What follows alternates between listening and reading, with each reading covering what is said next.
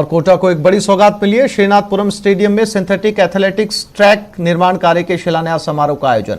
एक साथ दिखे ओम बिरला और शांति धारीवाल। खेलो इंडिया योजना के अंतर्गत मिली है निर्माण को स्वीकृति।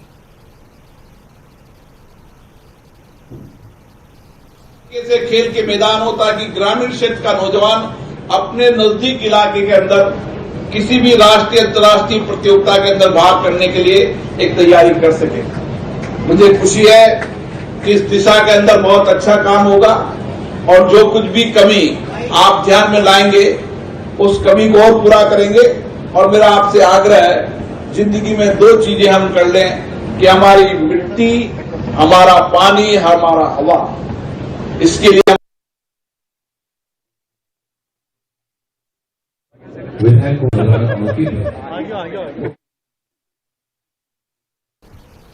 एक घंटा कम से कम खेल मैदान में आए। आप निश्चित हो जितने लोग आएंगे उतने खेल मैदान और डेवलप कर देंगे। लेकिन अगर ये प्रयास हम करेंगे, जन आंदोलन बनाएंगे, तो एक व्यक्ति को स्वस्थ रख पाएंगे। इसलिए जन आंदोलन बनाने की आवश्यकता है।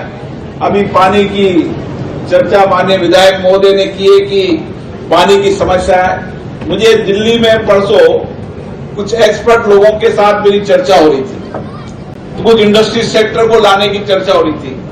तो उन्होंने एक सवाल पूछा कि हम आ तो जाएंगे लेकिन वहां पानी है क्या। मैंने कहा इस राजस्थान में पूरे देश के अंदर एक शहर है जहां 12 महीने चंबल नदी बहती है और गहरा पानी है, इसके अलावा कोई शहर नहीं। और मेरा आज विश्वास है, मैं कह सकता हूं आज नहीं कल इस देश का इंडस्ट्री सेक्टर का, सर्विस सेक्टर का, एजुकेशन सेक्टर का सबसे अग्रिम देश के अंदर अगर कोई शहर होगा तो कोटा शहर होगा।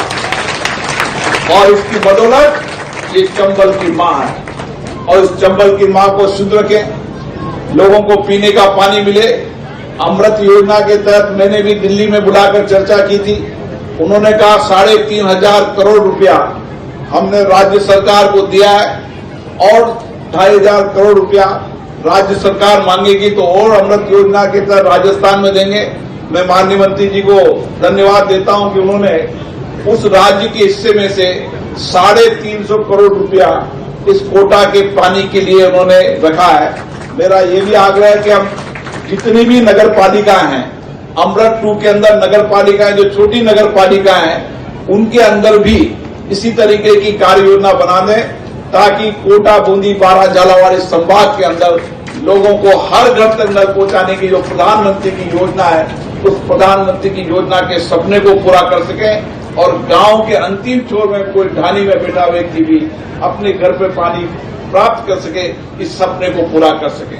साथियों, मैं आपको इस मौके पर साधुवाद देता हूं, बधाई देता हूं और निश्चित रूप से मानिए जिस तरीके से खेलों के प्रति भारत सरकार का और विशेष रूप से मैं तो देखता हूं कि प्रधानमंत्री जी कभी भी चाहे खेलने जाए उसके पहले, चाहे खेलने जाए उसके बाद हर खिलाड़ियों से नियमित रूप से चर्चा करते हैं। तो हम सब जनप्रतिनिधियों का भी इस तरीके का आकर्षण बढ़ता है और मेरी कोशिश है, माननीय मंत्री जी की भी बहुत कोशिश है कि इस कोटा को खेल मैदान के रूप में हर खेल के अंदर अंतर्राष्ट्रीय स्तर के मापदंड का खेल स्टेडियम बनाने की आवश्यकता है, लोग टेनिस की आवश्यकता है, चाहे बास्केटबॉल की बनाने की आवश्यकता है, कुश्ती की आवश्यकता है। जितने भी खेल हैं देश के अंदर, ओलंपिक के अंदर, उन खेलों की प्रतिस्पर्धा के लिए राष्ट्रीय स्तर, अंतर्राष्ट्रीय स्तर के मापदंड के खेल मैदान बनाने में कामयाब होंगे।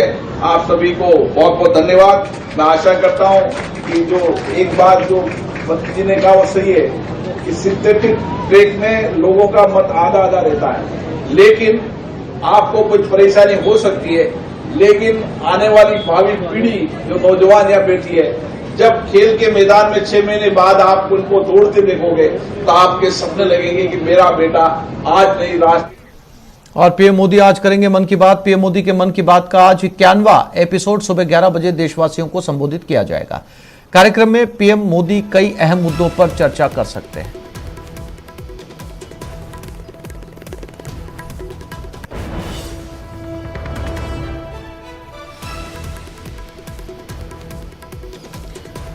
तो आज 91वां एपिसोड मन की बात का। जरूरी और महत्वपूर्ण मुद्दों पर देशवासियों को आज संबोधित करेंगे प्रधानमंत्री नरेंद्र मोदी।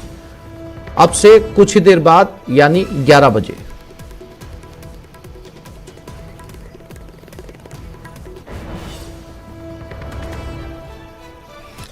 शहीद शीशपाल बगड़िया का शव आज सीकर पहुंचेगा। शीशपाल का कल अंतिम संस्कार होगा। सीकर के पैतृक गांव बगड़िया का बास में अंतिम संस्कार किया जाएगा।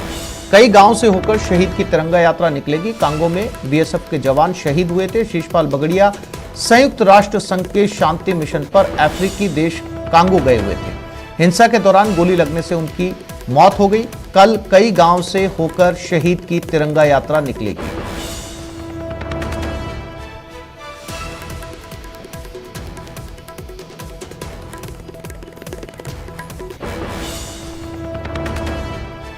तो शीशपाल बगड़िया आज अपने सीकर के पैतृक गांव पहुंचेंगे। आपको बता दें, शीशपाल बगड़िया की ड्यूटी कांगो में थी।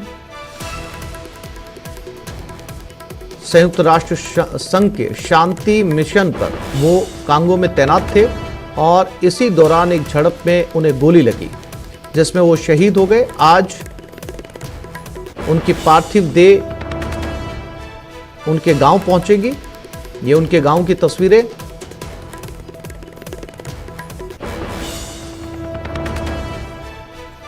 हिंसा के दौरान गोली लगने से वो शहीद हुए थे।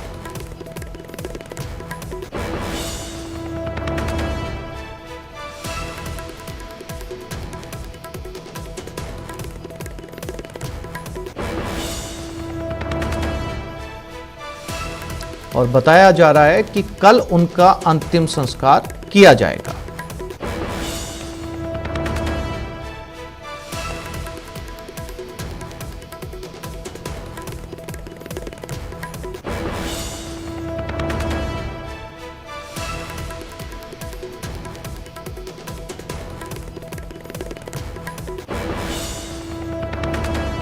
और इसी खबर पर ज्यादा जानकारी के लिए बात करते हैं हमारे सीकर संवाददाता संदीप हुड्डा के साथ। संदीप, क्या शेड्यूल आया है गांव में? कब तक पार्थिव देह गांव में पहुंचेगी? किस तरह की तैयारियां की गई है? चूंकि जो अंतिम संस्कार की जो तारीख है वो कल की बताई जा रही है, तो कहां पार्थिव देह को रखा जाएगा? संदीप, ये माना जा रहा है, परिजनों से हमारी बात हुई है तो ये बताया जा रहा है कि आज शाम तक जो शहीद की जो पार्थिव देह है वो लक्ष्मणगढ़ के पास में, उनके गांव के पास जो बनारा थाना है वहां पर पहुंच जाएगी। और वहां से कल सुबह, जैसा कि परिजनों ने बताया है, तिरंगा यात्रा वहां से रवाना होगी, जिसमें बड़ी संख्या में आसपास के ग्रामीण, युवा और रैली के रूप में रवाना होंगे। और वहां से जो पार्थिव शरीर है वो उनके पैतृक गाँव बगड़िया का पास पहुंचेगा, जहां पर कल सुबह जो अंतिम संस्कार है वो होना तय हुआ है। क्योंकि आसिफ आज 4 दिन हो चुके हैं। 27 जुलाई को वो शहीद हुए थे। उसके बाद विदेश में होने की वजह से पहले काफी देरी हो चुकी है। तो ऐसा माना जा रहा है कि शाम तक जब पार्थिव शरीर पहुंचेगा तो कल सुबह जल्दी ही जो है वो अंतिम संस्कार कर दिया जाएगा। संदीप, जानकारी के लिए आपका धन्यवाद।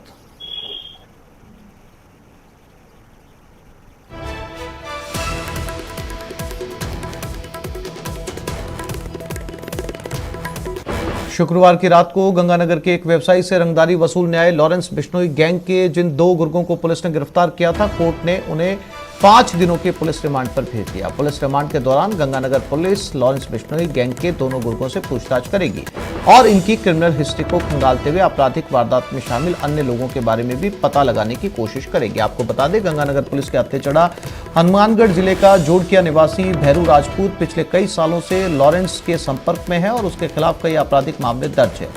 वहीं दूसरा गुर्गा अमित बिश्नोई है, जो पंजाब के अबोर का रहने वाला है और पेशे से वकील है। अमित बिश्नोई लॉरेंस बिश्नोई के कजिन सचिन थापन का चचेरा भाई है। वहीं गंगानगर पुलिस के गिरफ्त में आने से बाल बचा आरजू बिश्नोई की तलाश के लिए गंगानगर पुलिस की कोशिशें लगातार जारी है।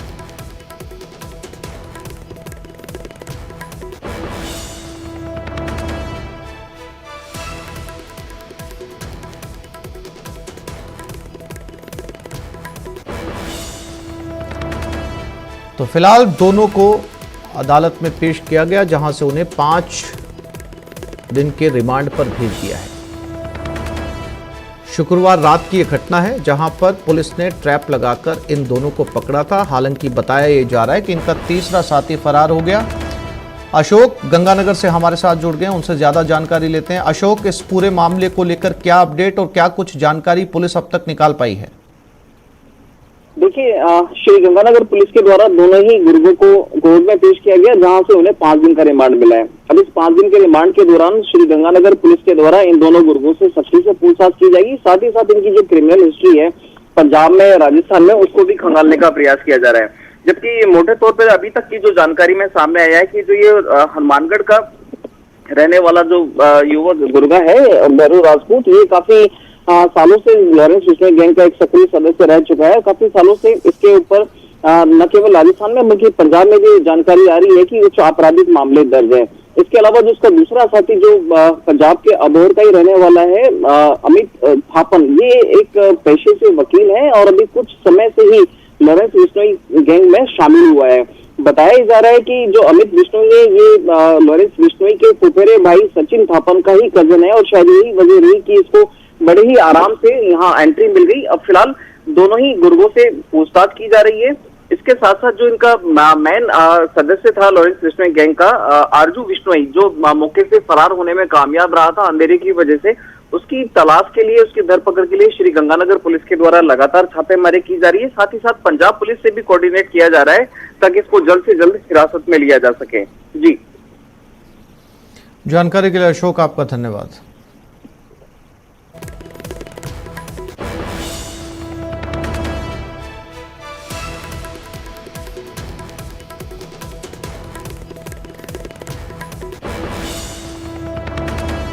और बीकानेर में चलती कार में आग लग गई। ड्राइवर ने कूदकर अपनी जान बचाई। नीलगाय के टकराने से हादसा हुआ। ग्रामीण और पुलिस ने आग पर काबू पाया। कार पूरी तरीके से जलकर खाक हो गई। कोई जानमाल का नुकसान नहीं हुआ। छतरगढ़ थाना क्षेत्र के आरडी 573 के पास यह हादसा हुआ है।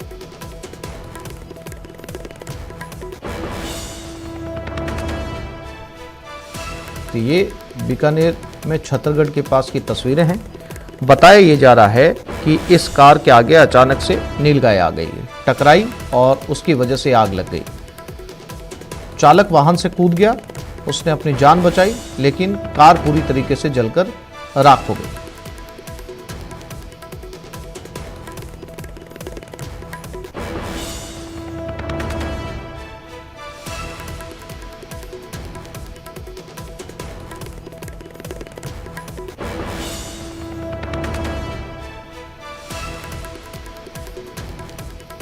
बीकानेर के छतरगढ़ की ये घटना।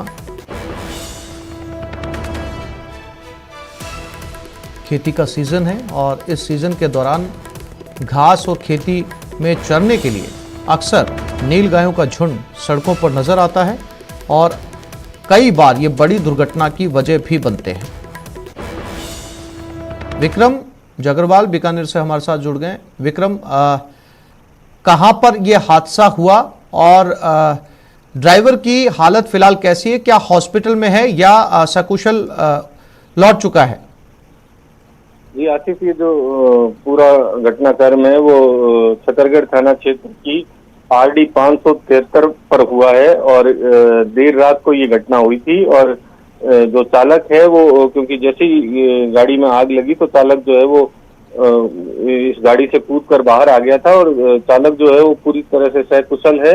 और चालक की सूचना पर जो है ग्रामीणों ने और पुलिस ने मौके पर पहुंचकर इस गाड़ी में लगी आग को बुझाने का काम किया और काफी मशक्कत के बाद जो है वो आग बुझाया गया है। हालांकि जो पूरी जो घटना हुई है उसमें ऐसा बताया जा रहा है कि जब ये चालक सामने की तरफ से आ रहा था तो अचानक जो रोड पर नीलगाय आने की वजह से गाड़ी अनबैलेंस होगी और नीलगाय को बचाने के चक्कर में जो गाड़ी है वो पेड़ से जा टकराई और इसके बाद ही गाड़ी में आग लगी थी। जी विक्रम, जानकारी के लिए आपका धन्यवाद।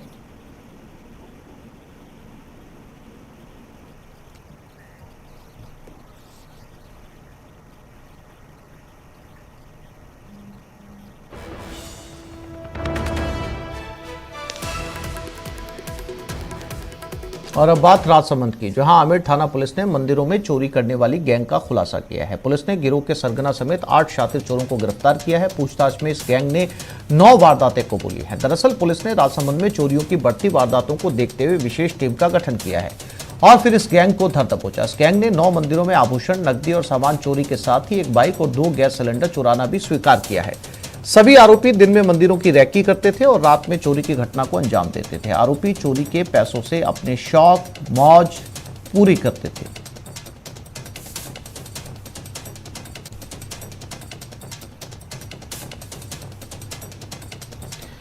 राजसमंद की घटना 8 लोगों को गिरफ्तार किया गया है और इन 8 लोगों ने अपने 9 वारदातों को कबूल किया है। वाहन चोर और एक मंदिर चोर गैंग का खुलासा किया है दिनों में, जिसमें साथी चोर गैंग के द्वारा थाना सर्किल आमेट और रायपुर भीलवाड़ा थाना सर्किल की चोरियों का खुलासा किया, जिसमें नाबरिया गांव में देवनारायण मंदिर से, नाबरिया में भैरवनाथ मंदिर, वाणिया खेड़ा देवनारायण मंदिर, वागड़ स्थित माता जी के मंदिर, वागड़ रामदेव जी के मंदिर में, डोंगा खेड़ा स्थित चारभुजा मंदिर, चावनखेड़ा माता जी के मंदिर और श्री राम धर्मशाला आमेट के सामने से मोटरसाइकिल व 2 सिलेंडर चोरी करना इन लोगों ने स्वीकार किया है।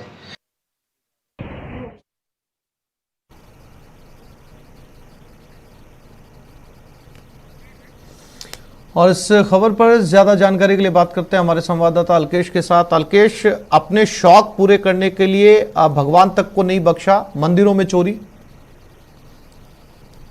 राजसमंद जिले के आमेर थाना इलाके में जो पुलिस ने एक चोर गैंग का खुलासा किया है, जिसके 8 सदस्यों को गिरफ्तार किया है। ये लोग अपने शौक और मौज को पूरा करने के लिए मंदिरों को सॉफ्ट टारगेट करते थे। दिन में ये मंदिरों की रेकी करते थे और रात के समय में जाके वारदात को अंजाम देते थे। इन्होंने राजसमंद और भीलवाड़ा जिले में कुल 8 मंदिरों में चोरी की वारदात को अंजाम किया है, जबकि एक आमेर कस्बे के पास में एक जगह इन्होंने एक दुकान से एक बाइक और 2 गैस सिलेंडर चोरी किए। पुलिस का कहना है कि पिछले कुछ दिनों से लगातार आमेर इलाके में जो मंदिरों को निशाना बनाकर चोरी की जा रही थी, इसकी जांच करते हुए एक विशेष टीम का गठन किया, जिसने उन लोगों का बैकग्राउंड तलाश किया जो लगातार आपराधिक वारदातों में लिप्त रहते थे। ऐसे में पुलिस को ये मुखबिर के जरिए सूचना मिली कि कुछ युवक हैं जो लगातार मतलब अपने जो रईसाना शौक पूरे कर रहे थे। ऐसे में पुलिस ने उनके ऊपर नजर रखना शुरू किया, तो उनकी एक के बाद एक 2 व्यक्ति को जब हिरासत में लेकर पूछताछ की तो पूरी इस गैंग का खुलासा हुआ। और इस खुलासे में ये सामने आया कि ये लोग मंदिरों को सॉफ्ट टारगेट इसलिए रखते थे क्योंकि मंदिरों में सोना चांदी और कैश आसानी से इनको मिल जाता और मंदिरों में कोई चौकीदार नहीं होता। तो ऐसे में ये दिन के समय रात को उन मंदिरों को रेकी करते थे कि जहां रात के समय ये आसानी से वारदात को अंजाम दे पाए और अपना मतलब ये और पैसा और नकदी चुरा कर ले। इन लोगों ने लगातार मतलब उस आमेर और आमेर के इलाके की जो, क्योंकि आमेर के एक रास्ता सीधा भीलवाड़ा जाता है, तो आमेर और भीलवाड़ा के इन इलाकों में इन्होंने 8 मंदिरों को निशाना बनाया किया। अलकेश, आपने बताया 8 मंदिरों को निशाना बनाया, क्या कुछ इन्होंने अपनी वारदातों में कबूल किया है? कितने रुपए की चोरी अब तक ये 9 वारदातों में कबूल कर चुके हैं? क्या वहां से आभूषण भी इन्होंने चुराए थे? क्या एक भी मंदिर के अंदर जहां पर इन्होंने चोरी की वहां पर कोई सीसीटीवी कैमरा नहीं था जहां इनकी चोरी पकड़ी जा सके? आसिफ, जो इन चोरों ने जिन मंदिरों को ये निशाना बनाते थे, ये दिन के समय रेकी करते थे और उन्हीं मंदिरों को ये टारगेट करते थे जहाँ पे आसपास में ना कोई सीसीटीवी कैमरा है या ऐसी कोई इलेक्ट्रॉनिक गैजेट्स नहीं हो जिसकी वजह से ये पकड़े जा सके। इन मंदिरों को दिन में ये रेकी करते और बाद में रात के समय में जाकर ये वारदात को अंजाम देते। पुलिस ने इनकी निशानदेही पर जब इन्होंने चोरी की वारदातें करना कबूल किया तो पुलिस ने इनकी निशानदेही पर कुछ चांदी के जो आभूषण है, सोने के आभूषण है, क्योंकि कैश पैसा ये लगातार ये जो आरोपी थे ये अपने शौक मौज पूरा करने के लिए उड़ा देते थे। और ऐसे में ये जो आभूषण थे, अब पुलिस इनसे ये इन्वेस्टिगेशन कर रही है कि इन्होंने जो आभूषण और जो अन्य कीमती सामान जो मंदिरों से चुराया है वो किन लोगों को बेचा है, किन लोगों को, और उनके खरीदार कौन कौन लोग हैं और इनके तार कहाँ तक जुड़े हुए हैं। तो ऐसे में पुलिस अब पूछताछ के जरिए पुलिस अब इन सबसे यही खुलासा में जुटी हुई है कि किन खरीदारों को इन्होंने सामान बेचा है और कितना सामान इन्होंने जो चुराया है वो कहाँ कहीं छुपा कर रखा है। तो अब पुलिस उन सारी चीजों को बरामद करने में लगी हुई है। जानकारी के लिए आपका धन्यवाद अलकेश।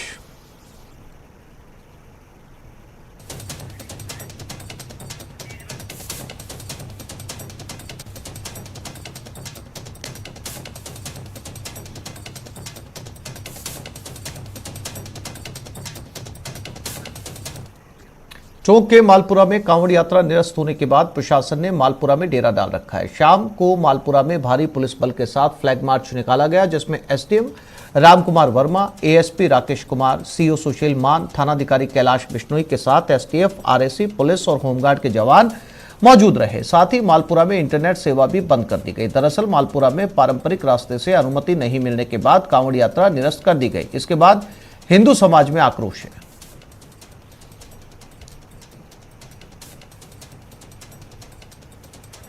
इस खबर पर ज्यादा जानकारी के लिए बात करते हैं हमारे संवाददाता दौलत पारिक के साथ। दौलत, क्या अपडेट इस पूरे नए आदेश को लेकर? देखिए आसिफ, मैं आपको बताना चाहूंगा कि मालपुरा में जो यात्रा निरस्त की है, ये आयोजकों ने निरस्त की है। प्रशासन का नया रास्ता, जो प्रशासन नया रास्ता बता रहा है, उस रास्ते पर कावड़ यात्रा निकालने पर ऐतराज है। वो कह रहे हैं कि पारंपरिक रास्ता जो बरसों से हम जिस रास्ते से निकालते आए उसी रास्ते से कावड़ यात्रा निकालें। 2020 में ये व्यवस्था बदल दी थी। दरअसल सांप्रदायिक दंगे और जो तनाव का माहौल 2018-19 में जो हुआ था, उसके बाद में 18 में वहां पर दंगे हुए थे। उसके बाद में प्रशासन ने 2020 में नई व्यवस्था कर दी और उस नए मार्ग पर वो यात्रा निकालना नहीं चाहते। पिछले महीने भर से प्रशासन कोशिश कर रहा है कि नए रास्ते से यात्रा निकाले। उसको लेकर के चाक चौबंद व्यवस्था की गई है। मालपुरा के गांव ढाणी में पुलिस और प्रशासन के लोग पहुंच रहे हैं और लोगों को उस यात्रा में शामिल नहीं होने के लिए भी कह रहे हैं कि अगर इस तरह की चीजें होती है तो पुलिस के केस दर्ज किए जाएंगे और तमाम जो कानूनी कार्रवाई है वो की जाएगी। दरअसल उस पूरी व्यवस्था को लेकर के आयोजकों ने नए मार्ग पर यात्रा निकालने की बात कहते हुए पुराने मार्ग से यात्रा नहीं निकालने के लिए यात्रा को निरस्त कर दिया है। उसी को लेकर चाक चौबंद व्यवस्था की गई है। इलाके में इंटरनेट पर रोक लगा दी 2 दिन के लिए और शाम को भी फ्लैग मार्च निकाला गया और अभी भी पूरे मालपुरा में पुलिस और प्रशासन की माकूल व्यवस्था है। दौलत, आपने बताया कि आयोजकों ने ही इस यात्रा को रद्द किया है, तो जो आयोजक हैं उनकी प्रशासन के साथ इस समय वार्ता जारी है?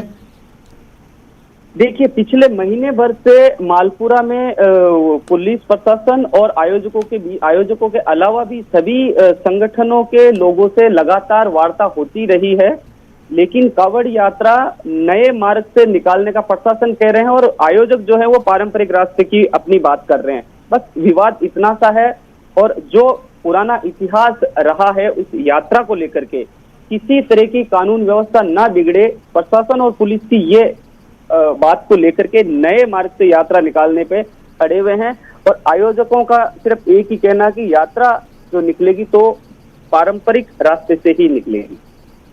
दौलत, जानकारी के लिए आपका धन्यवाद।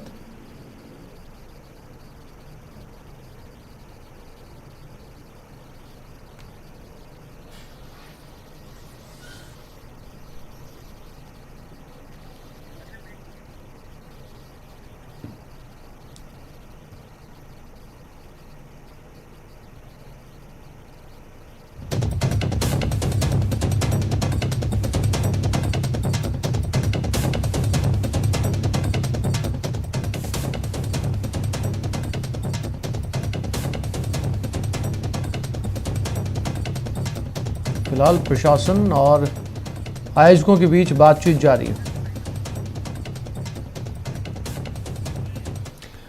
ये बड़ी खबर दौसा से। पहाड़ी में एक युवक का शव मिला। खान भांकरी की पहाड़ी में ये युवक का शव मिला। संदिग्ध हालत में युवक का शव बरामद किया गया। मृतक युवक की पहचान करतार सिंह गुर्जर के रूप में हुई है। देर रात तक एफएसएल की टीम ने सबूत जुटाए। हत्या की आशंका जताई जा रही है।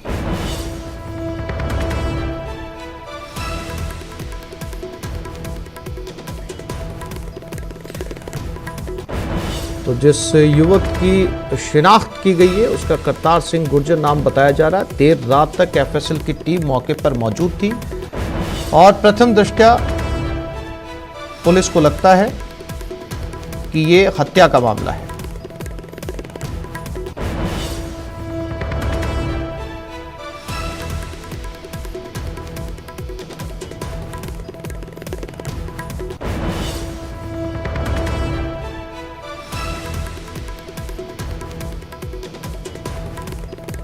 संदिग्ध हालत में इस युवक का शव मिला है।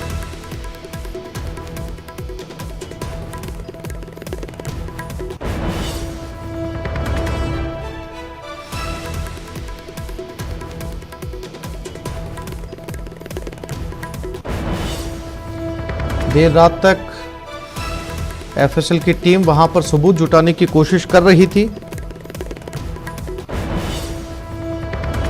हत्या के एंगल से इस मामले की जांच शुरू कर दी गई है। और इसी खबर पर ज्यादा जानकारी के लिए बात करते हैं हमारे संवाददाता आशीष के साथ। आशीष, क्या जानकारी इस युवक के बारे में जिसकी मौत हो गई है और पुलिस ये मानकर चल रही है कि इसकी हत्या की गई है? बिल्कुल, यह पूरा मामला सदर थाना क्षेत्र का है और खानबाकरी की पहाड़ियों में कल देर शाम एक शव मिला था। शव की शिनाख्त करौली जिले के गढ़मोरा क्षेत्र का रहने वाला करतार सिंह गुर्जर के रूप में हुई है, जो करीब 24 वर्ष का यह युवक है। और इसकी देर शाम जैसे ही पुलिस को पता चली तो पुलिस के आला अधिकारी मौके पर पहुंचे। मौके पर एफएसएल की टीम को बुलाया गया। रात को ही साक्ष्य जुटाए गए हैं और उसके बाद में शव को जिला अस्पताल के मोर्चरी में रखवाया गया है। अब शव का मेडिकल बोर्ड से पोस्टमार्टम करवाया जा रहा है। इधर परिजनों का आरोप है कि जो युवक है करतार सिंह गुर्जर, उसकी हत्या की गई है। वहीं पुलिस भी हत्या के एंगल से भी जांच कर रही है। साथ ही पुलिस इस बात का भी संभावना जता रही है कि पहाड़ी से गिरकर भी मौत हो सकती है। ऐसे में पुलिस दोनों एंगल से जांच कर रही है। वहीं परिजनों की बात करें तो परिजन हत्या का आरोप लगा रहे हैं। पूरे प्रकरण में अब मेडिकल बोर्ड से पोस्टमार्टम हो रहा है। पोस्टमार्टम रिपोर्ट आने के बाद ही मौत के कारणों का पता चल सकेगा। फिलहाल पुलिस की जो सदर थाना पुलिस है वो पूरे मामले की जांच में जुटी हुई है। आशीष, परिजन हत्या की आशंका जता रहे हैं, किसी संदिग्ध का नाम भी बताया उन्होंने पुलिस को? बिल्कुल, परिजन हत्या का आशंका जता रहे हैं। अभी तक किसी का नामजद नहीं किया गया है, लेकिन जो युवक है जो करौली के गढ़मोरा क्षेत्र का रहने वाला है, ऐसे में इतनी दूर से दौसा में आया है, कितनी दूरी तय करके, इसलिए संभावना जताई जा रही है कि वो किन्हीं दोस्तों के साथ आया होगा या फिर कोई उसको अपहरण करके लेकर आया होगा और इस तरह की वारदात को अंजाम दिया गया है। लेकिन पुलिस का कहना है कि पूरे मामले की जांच होगी और जांच के बाद में जो भी तथ्य सामने आएंगे उसके बाद में मीडिया को बताया जाएगा और पूरे मामले की पूरे खुलासा किया जाएगा। जी आशीष, जानकारी के लिए आपका धन्यवाद।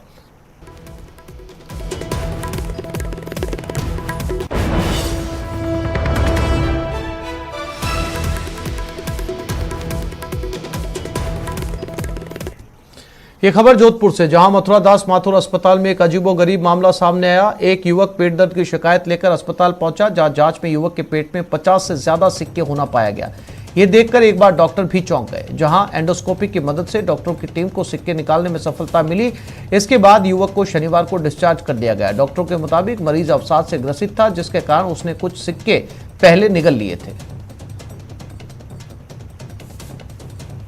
अपने आप में एक अनूठा मामला, जिसमें एक ऐसा शख्स जो डिप्रेशन में था और पेट में 50 सिक्के लेकर घूम रहा था।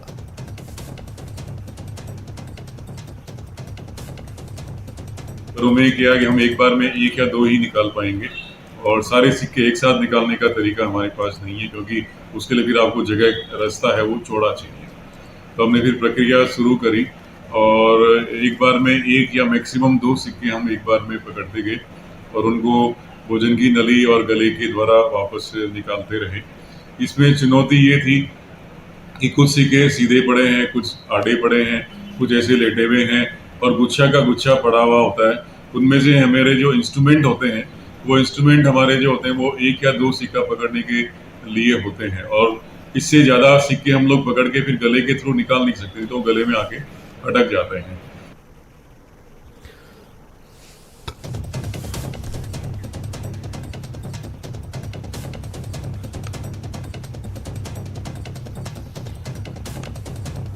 तो अपने आप में ये अनूठा मामला।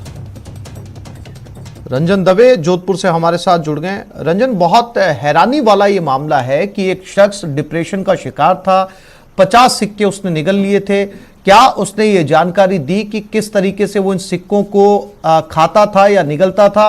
और सबसे बड़ी बात रंजन, कि उसे डिस्चार्ज कर दिया गया है, यानी कि उसके सिक्के निकाल लिए गए हैं। तो इतने लंबे समय तक अगर उसके पेट में सिक्के थे तो क्या उसे किसी तरीके का कोई नुकसान नहीं पहुंचा?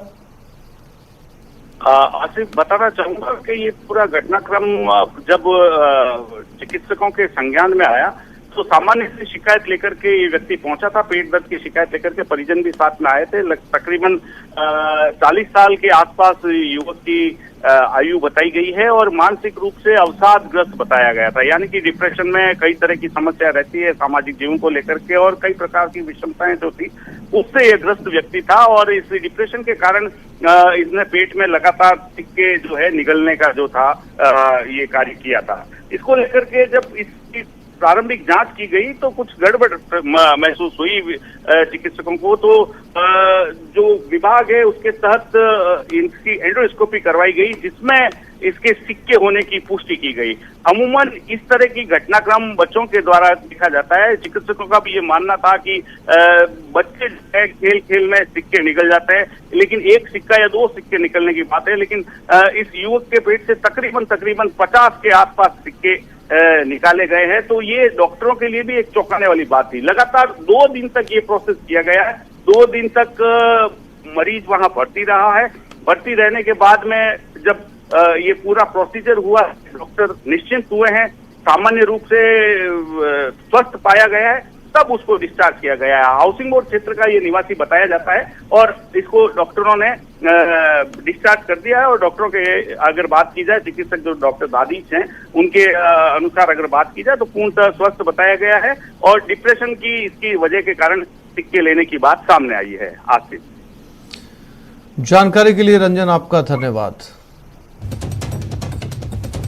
इसे एक बार फिर से मेडिकल साइंस का कारनामा ही कहा जाएगा कि धातु के सिक्के लगातार पेट में रहे, वो भी एक नहीं 50 सिक्के। और डॉक्टर्स ने न केवल ये सिक्के निकाले बल्कि वो व्यक्ति अब स्वस्थ है और उसे डिस्चार्ज कर दिया गया है।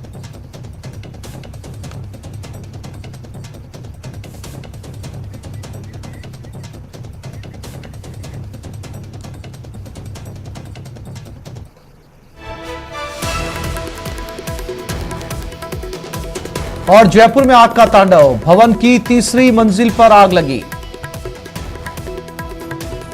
3 दमकल की गाड़ियां मौके पर भेजी गई हैं। ऑफिस में आग लगने से रिकॉर्ड जलने की सूचना भी मिल रही है। इंदिरा गांधी पंचायती राज भवन में यह आग लगी है। बताया जा रहा है कि काफी जरूरी कागजात भी इसमें जल गए हैं।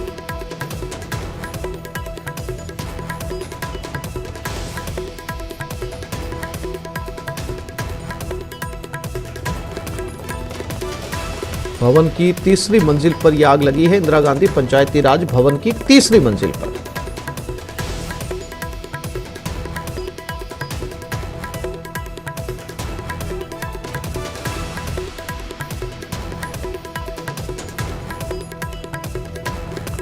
जयपुर में आग का तांडव। दमकल मौके पर मौजूद है, आग बुझाने की कोशिश की जा रही है। सरकारी दफ्तर जहां पर यह आग लगी।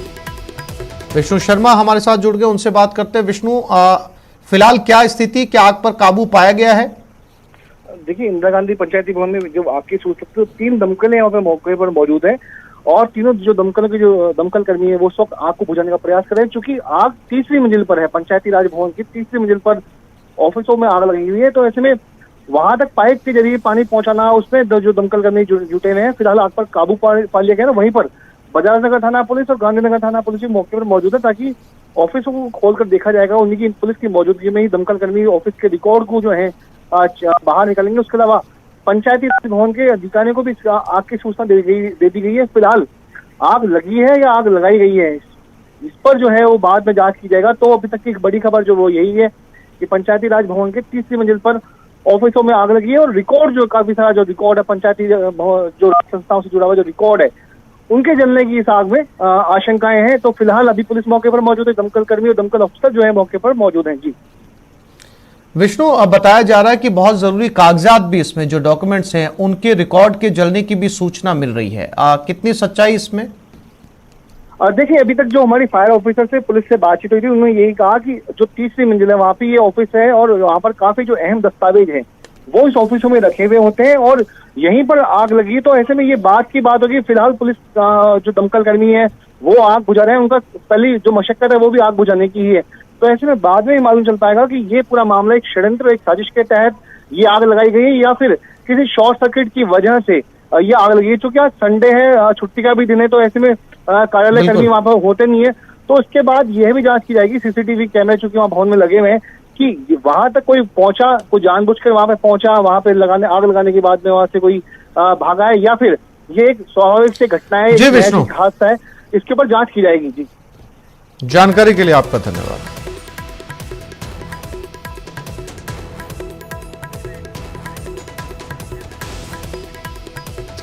और दौसा में हनी ट्रैप का मामला। ओडिशा का रविंद्र बना हनी ट्रैप का शिकार। दिल्ली की रहने वाली युवती पर केस दर्ज करवाया गया। युवक ने युवती पर गंभीर आरोप लगाए, प्रेम में फंसाकर खाते में डलवाए 10 लाख रुपए, रेप का केस दर्ज कराने की धमकी दी, पैसा खाते में ट्रांसफर के लिए दबाव बनाती थी। पुलिस ने मामला दर्ज कर जांच शुरू कर दी।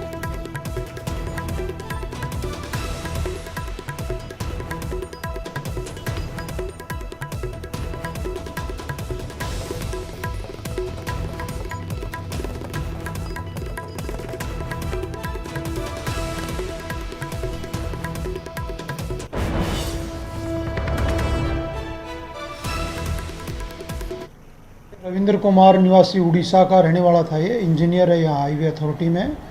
इसने एक प्रकरण पंजीबद्ध कराया है कि उसकी पत्नी की मृत्यु होने के बाद उसने शादी.com पे एक विज्ञापन दिया था, जिसके मार्फत दिल्ली निवासी एक महिला उसके संपर्क में आई।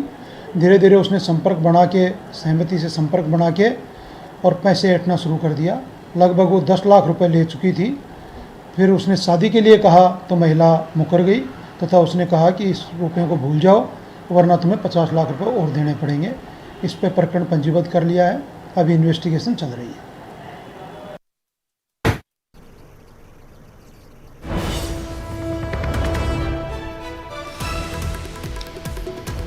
तो दौसा में हनी ट्रैप का ये मामला सामने आया। एक युवक ने एक युवती के ऊपर गंभीर आरोप लगाए, कहा कि उसके अकाउंट से 10 लाख रुपए उसने ट्रांसफर करवाए, रेप का केस दर्ज कराने की धमकी दी और अब परेशान होकर ये युवक पुलिस में जा पहुंचा है।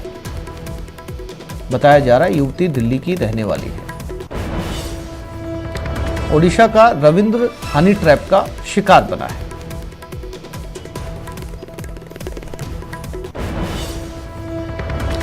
आशीष हमारे साथ जुड़ गए दौसा से। आशीष, युवक ओडिशा का, युवती दिल्ली की, मामला दौसा में, ये समीकरण बना कैसे?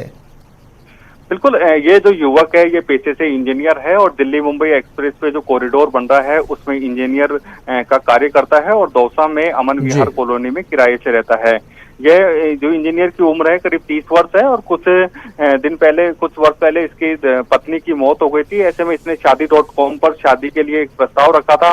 तब उसकी दिल्ली की एक महिला से संपर्क हुआ और उसके बाद में दोनों एक दूसरे को समझने के लिए साथ रहने लगे, घूमने फिरने लगे। इस दौरान महिला थी, उसने 10 लाख रुपए अपने अकाउंट में ट्रांसफर करवा लिए और जब जो युवक था, जो इंजीनियर था, उसने दबाव दिए उसे शादी करे, तब उसने कहा कि मैं शादी नहीं करूंगी और अगर तू शादी का दबाव देगा तो मैं दुष्कर्म का मुकदमा दर्ज करा दूंगी और 10 लाख रुपए की जगह 50 लाख रुपए देने पड़ जाएंगे। इस तरह का जब उसने बात कही तो उसने, जो पीड़ित इंजीनियर है, वो कोतवाली थाने में पहुंचा और कोतवाली थाने में मुकदमा दर्ज कराया है। पुलिस ने जो हनी ट्रैप की धाराएं हैं उनके आधार पर मुकदमा दर्ज कर लिया है और पूरे मामले की जांच की जा रही है। पुलिस ने आईपीसी की धारा 384 और 388 के तहत मुकदमा दर्ज किया है। आशीष, जानकारी के लिए आपका धन्यवाद।